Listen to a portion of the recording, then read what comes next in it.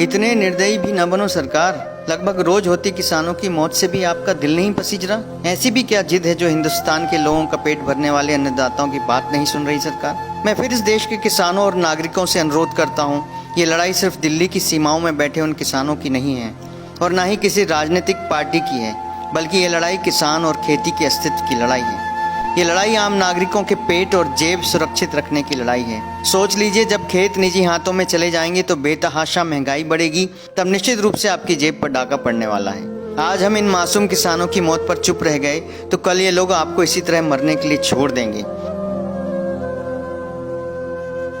और बैठ जाएंगे बड़े उद्योगपतियों की गोदी में। मेरा समूचे देश के किसानों और नागरिकों से आह्वान है, घर से निकलिए या खुद ही विरोध का तरीका निकालिए, वरना आने वाली नस्लें कभी आपको माफ नहीं करेंगी। कल कड़कड़ाती खून जमा देने वाली ठंड ने एक साथ 4 किसानों की जानें ले ली। थोड़ा सोचिए, क्या ये जान देने वाले लोग राजनीतिक पार्टी से हैं? नहीं, ये धरने पर बैठे हैं ताकि खेत बच सके, किसान बच सके, देश बच सके।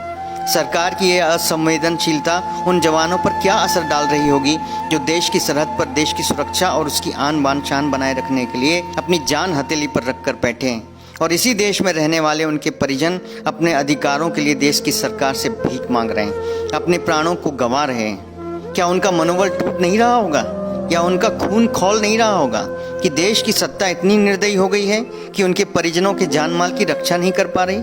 क्या वो सरकार के इस रवैये से सत्ताधारी पार्टी के मुखिया को कभी माफ कर पाएंगे?